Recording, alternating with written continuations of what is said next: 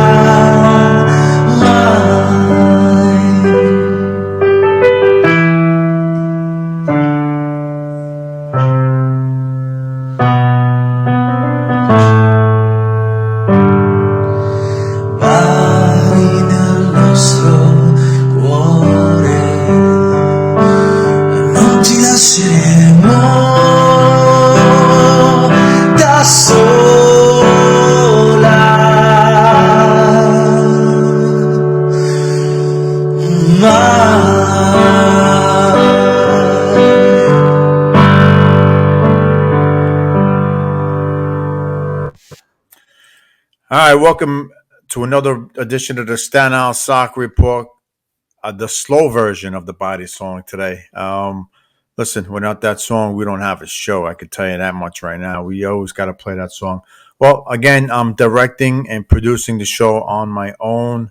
It's tough to get people and schedules don't match up and stuff like that. So anyhow, the show must go on. There's a lot going on. And breaking news today, just a little while ago. We had a game. That's why I went to Jersey. Body played a little while ago. In some, we'll start with the breaking news again. Juventus, with some stuff, not so good stuff, from them. As far as not the players, I think management on the management level, they were deducted 15 points. Was it? I believe. So they dropped all the way down to 10th place in the table now. They got a penalty. They took points away, and last time I remember Juventus got in a little bit of trouble. They were sent down to Serie B. Okay, that was quite a few years ago, but still, again, Juventus. It's a shame. You don't want to see things like this. You don't want to see teams deducted points, especially Juventus was a lot of points they did. All right, so we're going to go through some sticking, with the Italian league. Let's just go through Coppa Italia real quick, and then we'll touch on what's going on the island, which is not much. Coppa Italia, Juventus they won their game on Thursday, 2-1. Atalanta, Spezia, 5-2. Lazio took care of Bologna, 1-0. Roma took care of Genoa. That was last week. And Naples lost. Napoli lost. So they're out of the Coppa Italia tournament. But they're way ahead in Serie A. That's good for them. But okay, so let's just touch on the island. I don't have the hoodie on now, but we got a new shipment coming in with the hoodies. If you want, we're giving them out. We're giving them away. Just send me a message on the Facebook page, Staten Island Soccer Report on Facebook. We're giving them away again. Also for kids that are in need, if you need cleats, any kind of soccer equipment, reach out and we'll take care of that. Also, all right. It's all about giving back to the kids, giving to the kids, and for this great game that we call soccer. Okay, now that being said, I'm sure there's a lot of training stuff going on right now, and some indoor soccer, maybe a tournament on the weekends. There might even be a league, like a winter league. But for me, the games are meant to play right on the background. They see the fields in the background. Yeah, they're meant to play outdoors. The games, but of course, we want to keep training all winter.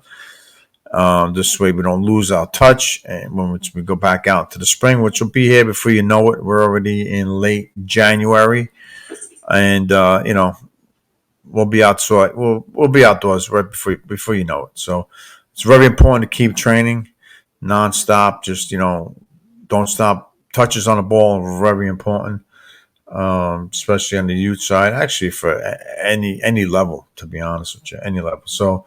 Again, not much going on as far as soccer goes that I can report right now, unless, again, any coach, player wants to send us any information about their team, what they're doing, season-wise, stats, or coach or referee, anybody, just send us a message.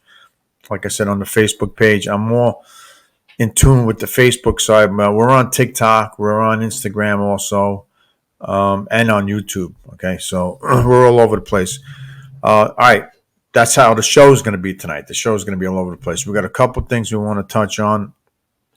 All right. Let's start with the women's national team. They played a game, let's say Friday. They played on, I believe it was Wednesday. They played New Zealand, and they won that game 4-0. But I still believe this is, it's the changing of the guard right now. Okay. Alex Morgan. Yeah. With the World Cup in June this year, coming up this summer, yeah, she still has to be your starter. Absolutely, she still has to be, a starting forward. Hopefully, she stays healthy. But we have a piece that we're gonna play. And my buddy here just jumped on. Hey, nope, you can't come onto the show yet, pal. We're gonna show a piece of the future of women's soccer. Okay, that's Pugh and Smith. Okay, that in my mind, I think those are the two players that are going to lead this team to all the all kinds of trophies. Okay, Olympics, World Cups, and any kind of other tournaments that they play in.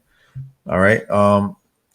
Now we're gonna show a clip on that. All right, we're gonna show both of those players. Also, I want to touch on the number one pick in the NWSL, Alyssa Thompson, 18 years old, gonna skip college and go right to pros. All right. She did make her debut on the national team. I believe it was the last game of last year. That was her debut. They're talking real highly of her. Again, she's only 18 years old. Let's see how it goes. She was also the number one pick this year in the NWSL with LA. She's playing with the LA team, the Angel. So let's hear from Alyssa, and then we'll be right back. I get to be mentioned with all the first draft picks. They're such amazing players now and really trailblazers for what's to come in the NWSL. So I'm super happy. It was really cool, actually, but honestly, I was kind of focused on school. I had a lot of other distractions that were keeping me busy, but I think it was really cool, honestly, and that people think so highly of me is really just an amazing feeling, honestly. All right, well, there you go. You heard it straight from Alyssa. An amazing feeling, okay? Good luck to her. Again, she's not going to college. Drafted right from high school to the professional league. I mean, people may say different things about that. I'm going to just say good luck. All right, good luck to you. 18 years old. I mean, it's probably a dream of hers, which you heard. It's just amazing. Good luck. Yeah, I'm sure she's still going to attend college, but just probably not play soccer in college when she could play in the NWSL, right? I mean, okay, so the U.S. women's national team, they have a World Cup they're preparing for. They got a couple of friendlies coming on. I believe there's one game on tonight, Friday night. I believe they're playing New Zealand again. So, but without further ado, we want to play the two clips that I have from Mallory and Sophia, who I believe, are going to be the face of the women's team for years to come. And still, I mean, she talks about it in the clip, but how can Mallory be left off the national team for the Olympics last summer? How was she left off that team? I don't know. But you're going to hear it from her. Let's just play this clip here, and we will be right back. Let's see how we get. Do in this environment. How does she handle the big stage? Inside press, looking across, and there's a goal. That's cute. Her first international goal. Who's this kid? I'm like, she's really good. Still Pugh. Still Pugh. Still Pugh. It goes in. This youngster, she cannot be stopped. Only Pugh, one-on-one. Mallory Pugh! This young lady cannot be stopped. When I first got on the national team, I was just there. Like, I was just playing and able to be me on the field. The 17-year-old sensation, Mallory Pugh. A symbol, perhaps, of the future. As time went on, I just started putting pressure on myself. Started out real hot and then had such high expectations. At the end of the day, she was a kid.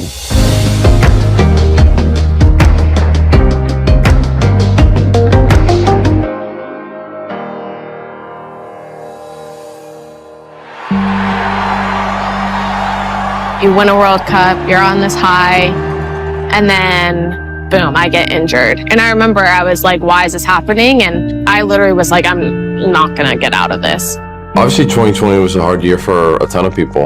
It was one of the toughest years, but also one of the most fulfilling years that we've had. After January camp, I got a call from Blacko, and he was like, you're not gonna be on the Olympic qualifying roster. It was crushing. An hour later, I get a phone call and I find out that I'm traded from DC. Those two things happening at the same time, I was so overwhelmed. that was like the first time in my life that I was like, oh my gosh, like, wow. Like it hit me hard. Things kind of relatively had been easy for her in her career just because she was so freaking good and good at a young age. I've never had any adversity or never not made a roster. So I think for the first time she was like experiencing this doubt, and it was just kind of creeping into different phases of life. You know, adversity builds character, and we all have to go through it at some point. Obviously, you want to make every roster, you want to, you know, be called in for everything, but I think in a lot of ways that was probably the best thing that ever happened to her. Not being with the national team allowed me to find like the game again, and just allowed me to, one, I remember like my number one thing was to get healthy so I could physically perform, and then two, it was just play, like just go back and like just play. She put her head down, she got healthy, she went to work, she started focusing on a lot of like the little nuances and intricacies that make her now the player that she is. The move to the Red Stars was great. End of 2020, beginning of 2021, I was like, I want to be in a training environment that is going to push me, that I'm going to feel uncomfortable, and that's what it was. And also like having the pressure off of me, because I feel like at a young age, I went on a team and like all eyes were on me. She was allowed to, probably for the first time in her career, in her professional career, just be herself. You know, there were no expectations of you have to be the best player on this team, you have to be the one to score every single goal, you've got to carry this team. We had a very talented team. We had a lot of very experienced, talented players around her that we gave her the freedom to just be Mel. Watching her kind of, you almost saw this whole weight get shed from her. And I remember watching her play in that first year. This is the Mel I remember seeing even at 16, 17 years old, of just playing free. With Pugh, Mallory Pugh! Chicago has been knocking on the door. They finally break it down. And it's 1-0 the Red Stars. Being able to come to the Red Stars and like actually like just take a step back, I think was probably one of the biggest aspects of how and why I got back to where I am. It was just such a beautiful thing to watch her transform from someone that was very doubtful about things to this strong, confident woman that she is currently. It's Pugh. Good dribbling from Pugh. Unbelievable for Mallory Pugh. She stays red hot. Pugh. And her most terrifying I was finding my groove again. Like I was finding the freedom of just playing and just being able to be me on the field.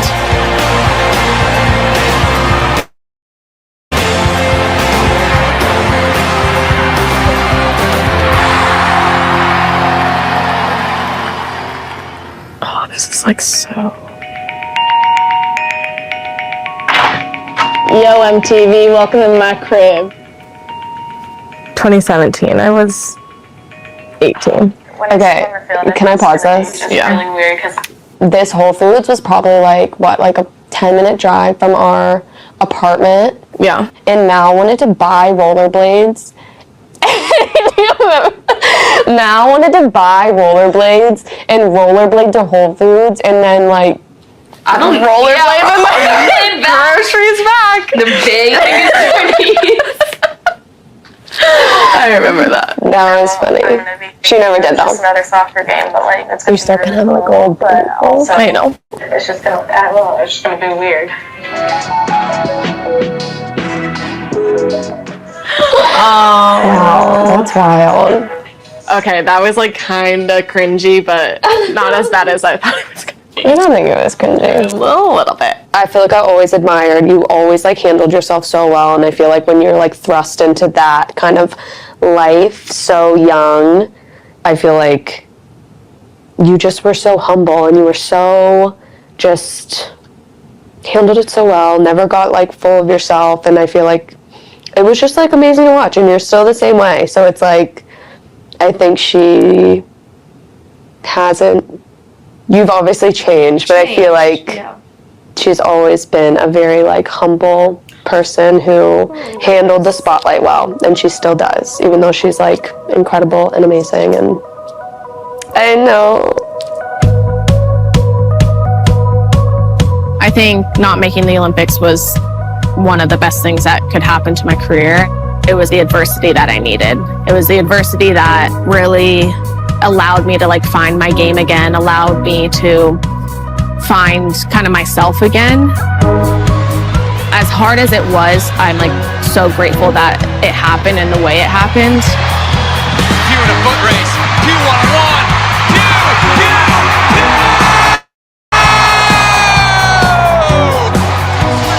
Felt great. I feel like it's been a few years, so just to finally explore again and contribute to this win. Each time we would talk before a game, it's never good luck. It's always just like, go do your thing. Like, go be you, and everything will fall into place. What a year Mallory Pugh is having. That's her 7th goal this year for the U.S. women's national team, to go along with 7 assists. Again, this is a player who was left off the last Olympic roster. That's my girl.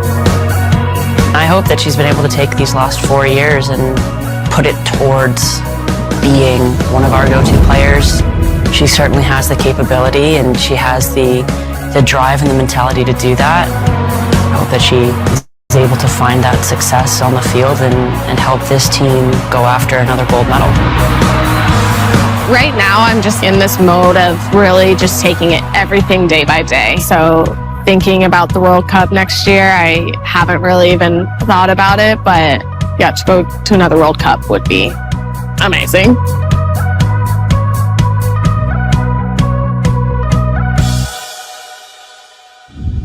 Sophia Smith.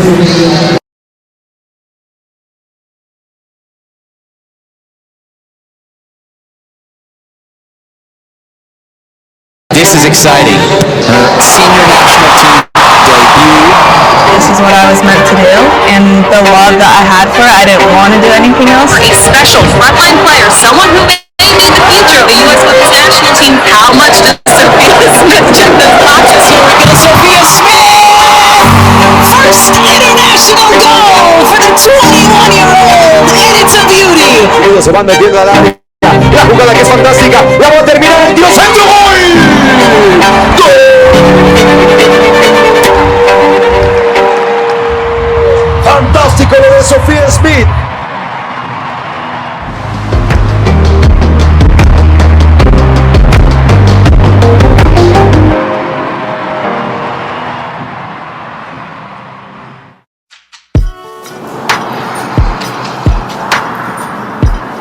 It was a long drive down to Denver every single day after school. I missed out on a lot of things that a lot of normal high school students got to do.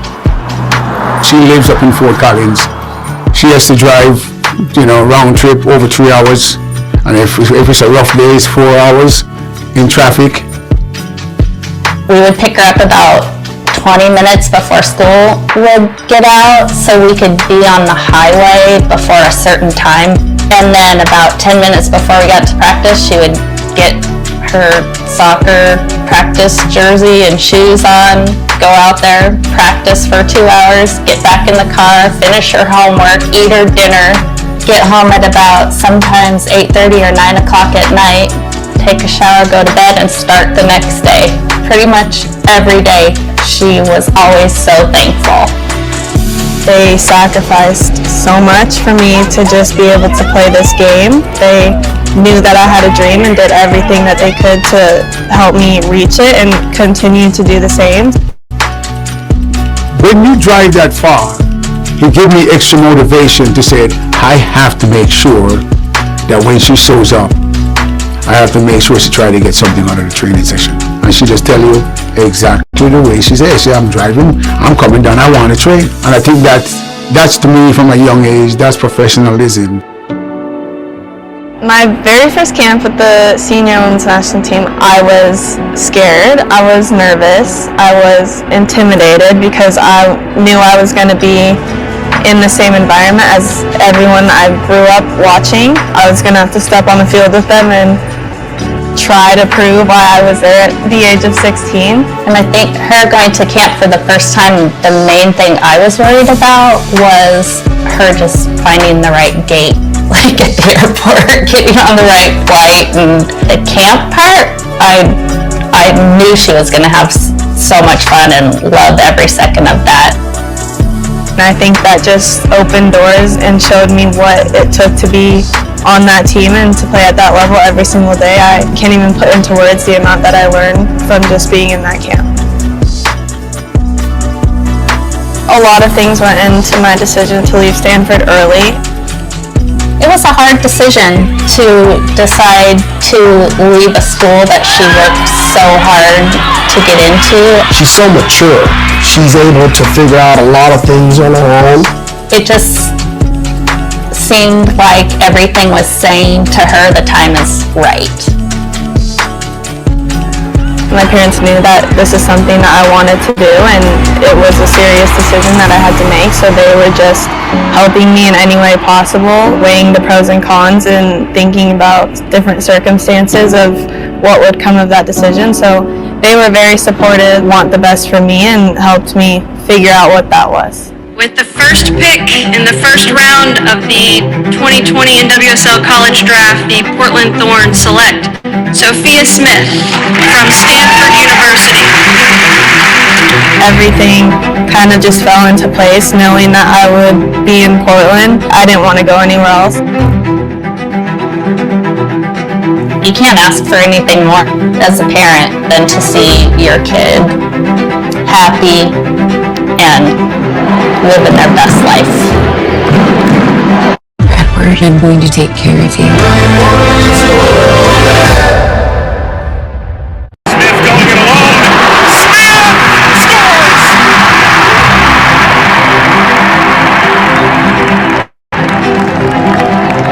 Regardless of how many games I've played here, it's like a dream. There's fans that are so passionate and have so much energy, and you can feel that down on the field. And it's something that every soccer player hopes to be able to play in front of.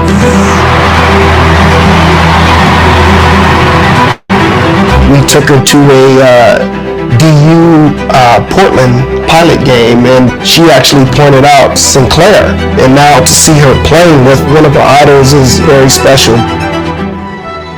To just see the kids that were Sophie at one point now wanting to see Sophie become what they wanted to become and know that dream can come true for them, I think is amazing.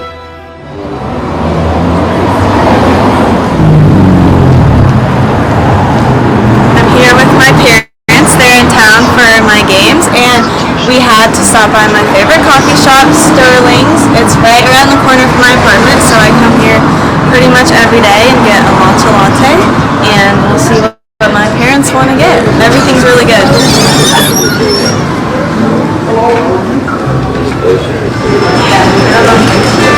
Do you guys do like caramel macchiato? Something like that? Yeah. Sounds good. All right. I'll have a small vanilla latte. Alright. That didn't bring us more. I've never bring us more.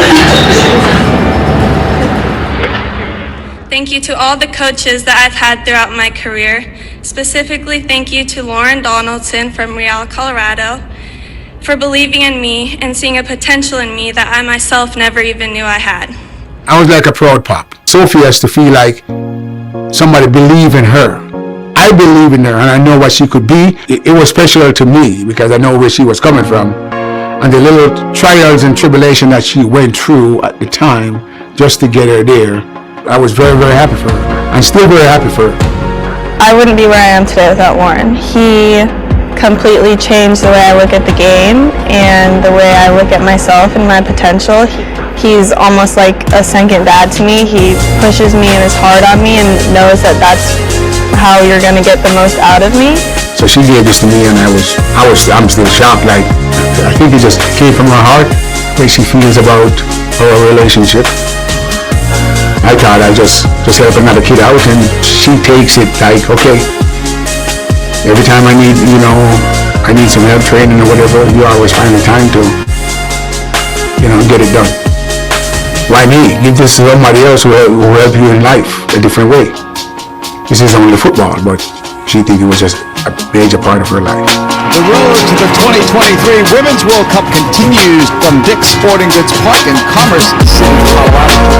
I'm so excited they're going to be in Denver, and that week can have so many friends and family be there for her. Coming home and playing in your backyard and playing at that level in your backyard is pretty special. Smith on the run, keeper's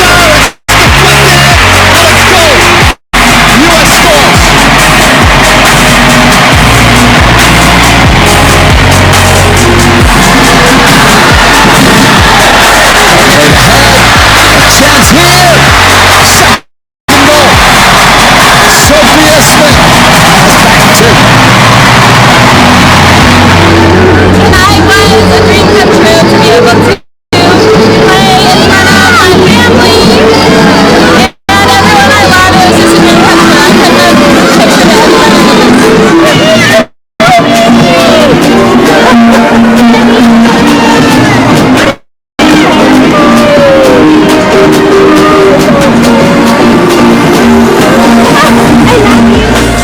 The opportunity to wear the crest has always meant so much to me. It's an honor to represent this country, and it's a very rare thing to do. So anytime I get to wear the crest, I never take it for granted and am always going to give 110%. It's not always going to be a straight path to the top or to where you want to be. There will always be adversity and hardships, and things won't go your way, and I've had my fair share of that. So I think just falling back.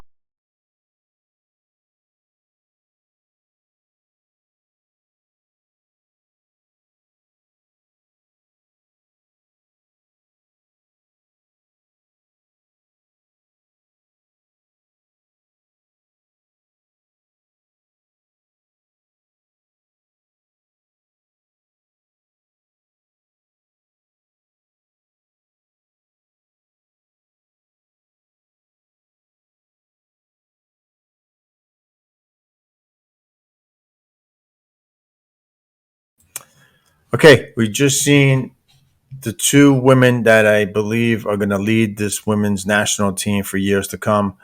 They're going to do a great job. I mean, I think the U.S. women's national team is in great hands, led by those two that you just saw in that clip.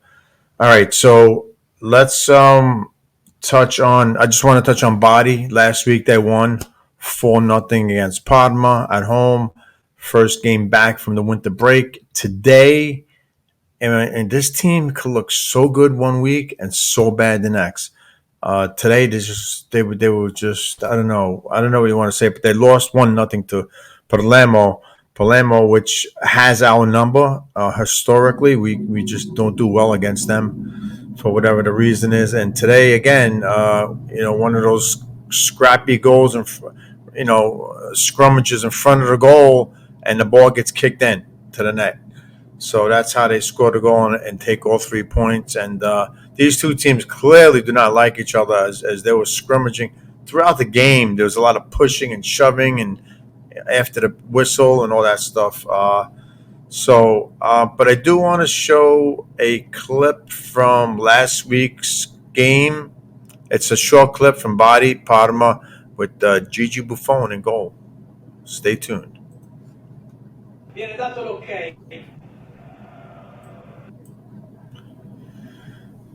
Cesare with the penalty kick, bodies up 1-0 in the 12th minute. Gigi Buffon moving from side to side.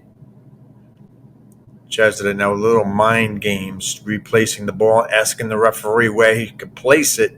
Those are all the mind games that a striker plays right before he tries to take a penalty kick, especially against Buffon, one of the best ever between the pipes. Okay, Cesare still staring down Buffon. Winds, fires, go! and he had Buffon going the wrong way. So there you have it. That was the bright spot from last week's game. But this week, actually, he got a red card, 2 yellows, and he was sent off. And they're going to miss him for the next game, I believe, is at home. So Body, again, hot and cold. Hot 4-0 win last weekend and a 1-0 loss today to Palermo. Okay, and they're in fourth place in Serie B, which is in a playoff spot, which is something, I mean, it's better than not being in a playoff spot, but it's a tough playoff road if that's where they end up at the end of the season. Still with a lot of time to go. All right, let's touch on, I mentioned I want to show some clips. Richmond Town is going to be honoring their coaches. I believe it's the all-time coaches, all right, at a dinner coming up next month. So I want to just show my appreciation to Richmond Town and, of course, for those on Staten Island, Bill Smith for giving me a chance to coach the Richmond Town Rush. And if you guys know any part of that team, success for 4 years. The team won 3 straight championships. They won 3 in a row. But I'm going to show a couple of clips here about Richmond Town. And, yeah, let's just start with this one right here with Gabriella. Then the goalie was over here. Wait, no. And then there was a goal kick. So then it was a free kick. Yes, a free kick. And Daddy, Coach John said for me to take it. Coach Daddy. Yes. Coach Daddy. So then he gave it to me because he knows that that I have a good kick on it. So they were all covering like on that side, and I saw like one little space probably the ball could fit. So I tried to see if I could get it through. I kicked it, and I didn't know if the goalie was there, but the goalie was a little to that side, so I kicked it, and I was like, score, and then the game was over, and I was like, yeah! Okay. She scored the goal tying game at the last minute. Now, normally during season play, when the game starts, what is the quickest time for... All right, I got to tell you, for an 8-year-old, how she explained the goal that she scored that tied the game and us winning the championship in the last game of the season, that's incredible for an 8-year-old to the way she described it. But she has a passion for the game. There's no doubt. I mean, hopefully one day she'll give back to this game. The way she had coaches helping her out. And all right, so I got one more clip for Richmond Town. Like I said, we're going to be showing a lot of clips for this show, and this is my way of honoring Richmond Town a little bit here. Just giving back. Going back into the archives here, if you may. So let's get this next video up here, and here we go. Thank you. Now, Guy Cormier, my technical director. Thank you, Guy. Now, John, Gabrielle, and Frank, welcome to the show. Now, Frank, how did you get started with Richmond Town Rush? John. I'm sorry, John. It's okay. How we started was I was looking for a club for Gabriella, and I came across a flyer in this morning store, and it happened to be Richmond Town, so I just gave him a call. I actually was interested in coaching also, so long story short, he said to me that he had a team available without a coach. The team was already set, so I said, great, I had my daughter added to the team, started right from there. The rest is history. I see what you're doing with Gabriella here. Yes. So, Gabriella, how did you get started? Who inspired you? My dad. Yeah? Yes. Okay. And now, Frank, you're the assistant coach of Richmond Town Rush. Yes. How did you get involved becoming assistant coach? I actually got involved with Richmond Town. I placed calls to. I wasn't sure how soccer worked and stuff. I just want to point out to all the viewers out there, you guys are actually familiar with the not only just the shows here in the studio, but you guys been on a couple shows also. Oh yeah. You guys were on In the Bleachers with Jamie Hickson and Hector Bosa. Oh yeah. Yes. Like twice. And you also been on Guy Cormier's Stories Today. Yes. Now I understand that you guys are getting involved in the show too, actually on your own.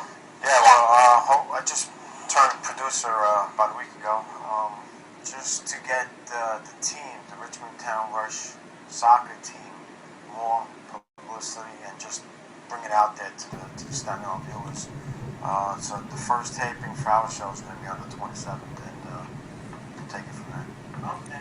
And I do understand that I actually went online, believe it or not, that Richmond Town Rush is not just it's not the only team in Richmond Town. There's actually multiple teams in Richmond Town. Yes. All right, there you go. That's one of the shows that we were on. As you can see, the trophy was making its way to different shows. One of the 3 championships that we won, that was the Brian LaPiore report. So yeah, I mean, again, a great time coaching that team, and I'm sure it's going to be a great night when we're honored here with all the Richmond Town coaches. So that'll be a great night. And you see Frank, my co-host on assistant coach. Him and I, we've been through a lot of success early on. Then we hit a couple of bumps in the road, but we ended it. Well, so far, it looks like we ended it with another championship. So we actually celebrated 4 championships together. Although Frank did play a different role this past season, but nonetheless, we were together. So, okay. I do want to touch on a couple of the standings. We still have some time, and I'm going to show on one of the other videos, another video to end the show with. Okay, let's go to the English Premier League. Let's see what we got here. Arsenal on top, 47 points. Man City. Oh, Man United, they are really close. Man City 42 and United with 39. Newcastle with 38 and Tottenham with 33. So, it looks like a tight race from 2 to 5, separated by maybe 8 points. Premier League, again, you got the first place team running away with it, just like in Serie A, where we'll go now. Napoli, 47 points. Milan, 38. Inter, 37. Lazio, 34. Atalanta, 34. Roma, 34. Udinese, 25. Torino, 23. Fiorentina, 23. And Juventus sitting at number 10 with 22 points due to the penalty that they received today. And again, it's just an incredible, I don't think the players have much to do with that. I don't know if that's true or not. But again, this might be more of like the front office type thing. But it's tough. They were right there, sitting in second place, right? And now they're going to have to battle to get back into the Champions League. They got to get into the top 4. All right, they were sitting at 22 points, and the last spot it has 34. Lazio's got 34, sitting in the last Champions League spot. I don't know. Don't know if they can make up that much ground, unless, of course, they're going to appeal this decision, and maybe that appeal will give them back some points. Maybe, who knows? We'll see what happens with that. All right. Let me see. I had one more here to show. Let's see. Is this one? Nope, this one's not it. Yeah, we'll save that for later on. All right, let's continue with the leagues here. Let's go to MLS. Is not going to start until, let's see where the MLS stands. February 25th, first game, NYCFC versus Nashville. And with NYCFC, I don't know what to expect. But, they lost a lot of players. They're not. It's not a total rebuild, but they did lose some quality players. Morales is gone. Bear is gone. So who's scoring goals for this team? We got Magno. He's still around, but am I going to depend on one player to score goals all season long, and a long season at that? Because the Champions League schedule came out today too. So they got to play that tournament. They got to probably play in the U.S. Open Cup also. So you're going to need more than one player to be a goal scorer. So February 25th, NYCFC versus Nashville, Orlando versus the Red Bulls. And then right off the bat, you got the derby, LA Galaxy versus the LAFC. That's Saturday night on February 25th. So with that being said, let's move on to the NWSL. Let's see when the Women's League starts up here.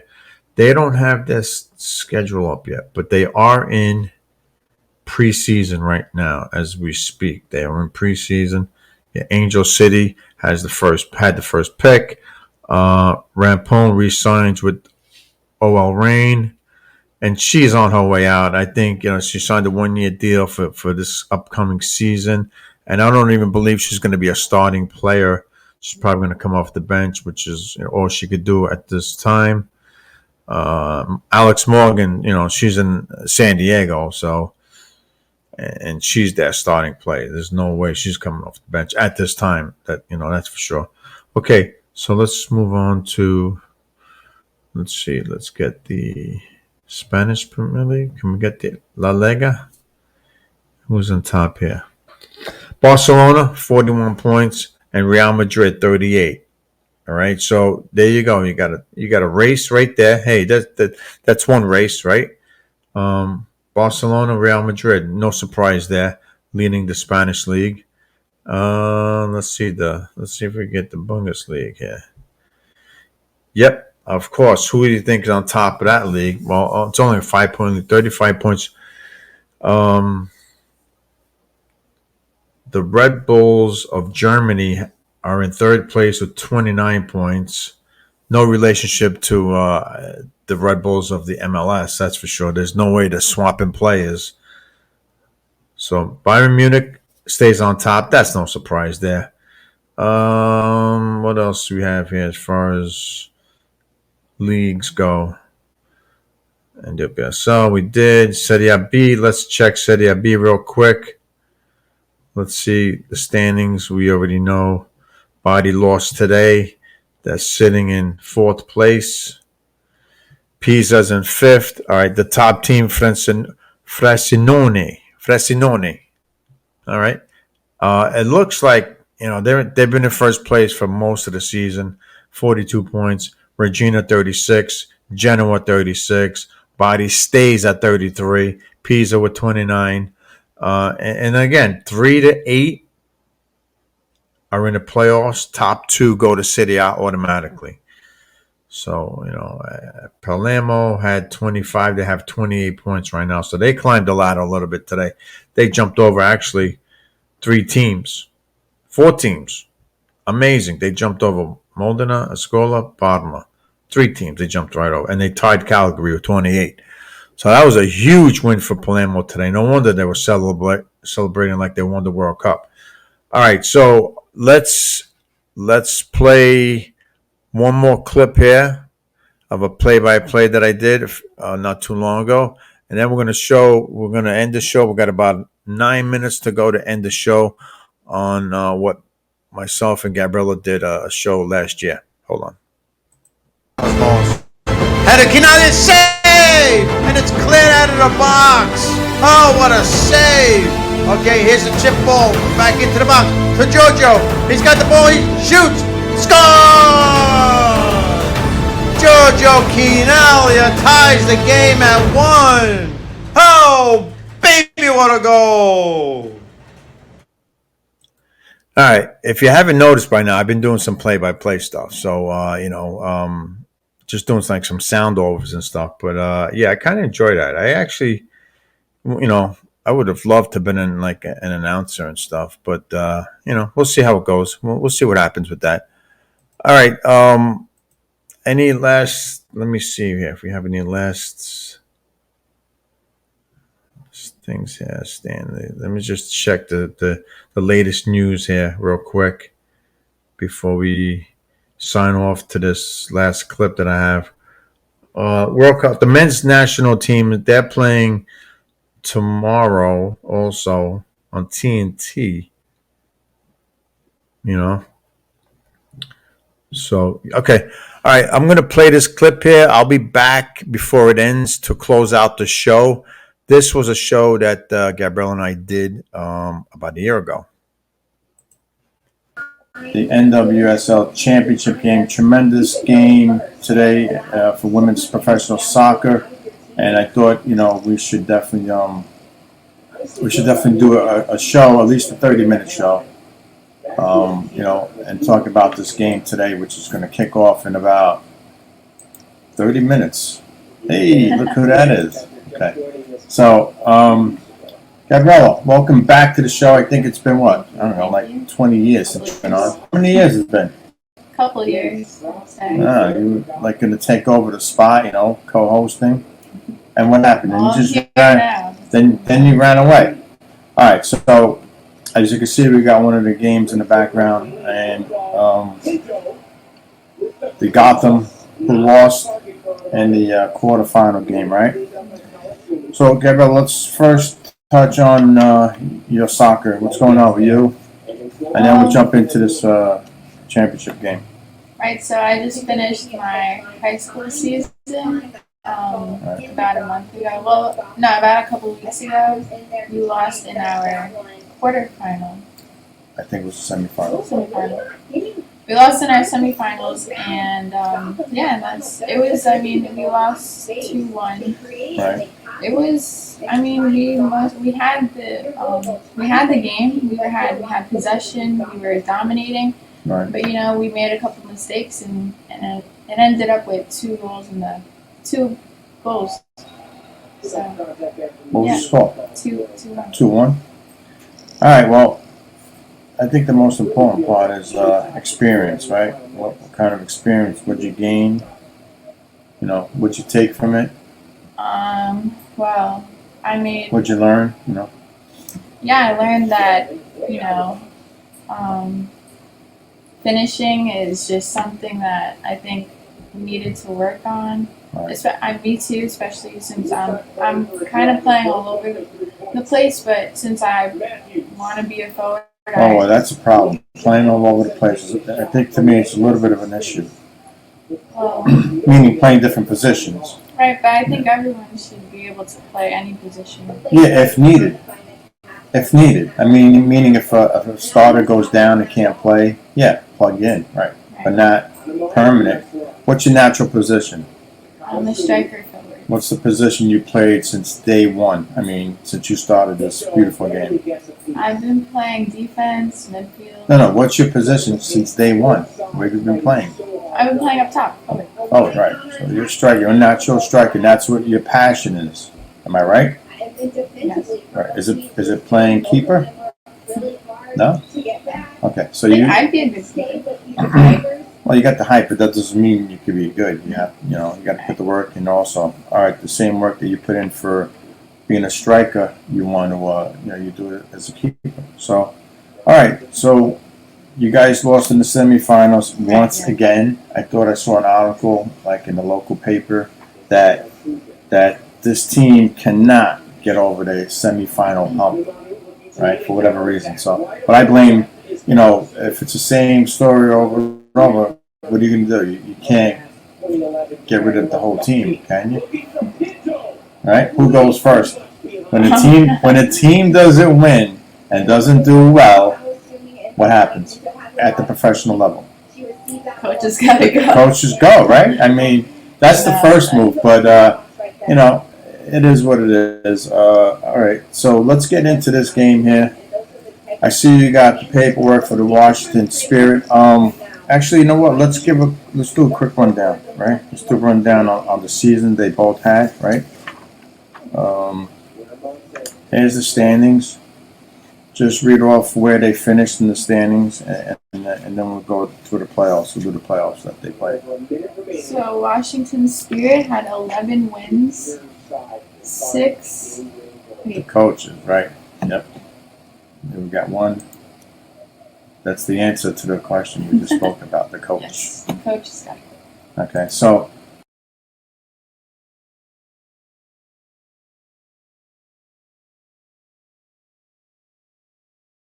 just a little quick flashback of the show that Gabrielle and I did about a year or so ago. All right, so I'm going to touch on a couple things before we sign off here. I'm reading here, sources McBride out. Brian McBride will not return as general manager of the U.S. men's national team. I mean, there's a lot of stuff going on with the men's team behind the scenes that can't be good. I mean, come on. We're getting ready to host the World Cup here, in a couple of years, in a few years, right, in 2026 here. And it's ridiculous that we, there's still rumors about the head coach, with a player from, again, just we need to clear things up here and move forward because we got to put a good team out on the field, especially when the games are going to be played between the United States, Mexico, and Canada. Let's put this turmoil or whatever's going on here. Either we're sticking with him or we're getting rid of him. Make up your mind. All right, we can't have this thing lingering. We have a game tomorrow night also. And Brian McBride, I'd like to know what happened there. I would love to know what happened. He was not going to return. He scored 30 goals in 95 appearances for the U.S. national team. Another one of those great, gritty players. I remember him playing in one World Cup, and he got an elbow to the face. His nose was busted, probably. Gushing blood everywhere. One of those hard-nosed type of players that you don't find that many of. So let's hope they get that straightened out. We got a World Cup to play here in a couple of years, and we need to have a good, solid team. And the building starts now. Start getting that. Like, who's going to score? We need to find a goal scorer here in the next couple of years. Who's going to score goals for us? All right. That was our big issue in the past World Cup. This one that just went by in December. All right, ladies and gentlemen, that is it for this show. Thank you as always for watching. We'll see you guys in the next show. Thank you.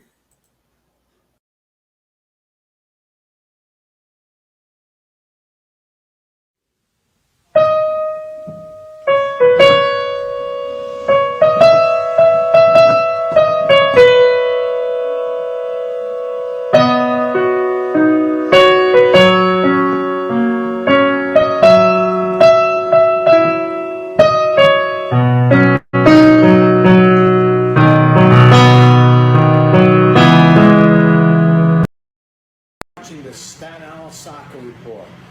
Don't forget, Monday Live.